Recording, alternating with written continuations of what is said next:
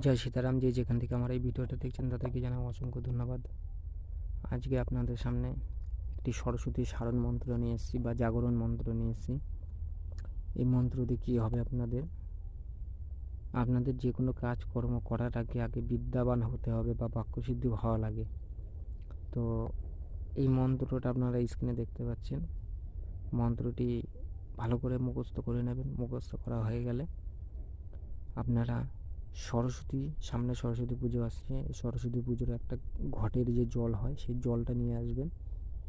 সেই জলটার মধ্যে আপনারা মন্ত্রটি পড়বেন। প্রথমে 21 বার পরে 21টা ফু দিয়ে নেবেন। তারপরে প্রতিদিন সেই জলের মধ্যে 9 বার বলে 9টি ফু দিয়ে সেই জলটা নিজে খাবেন এবং বই পুস্তকে বা আপনার ডায়েরিতে ছিটা দেবেন।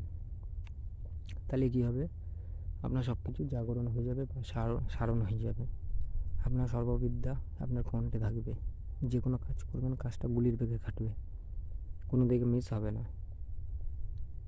তো আমার এই চ্যানেলটি নতুন চ্যানেল, আপনাদের যদি ভালো লাগে অবশ্যই শেয়ার, লাইক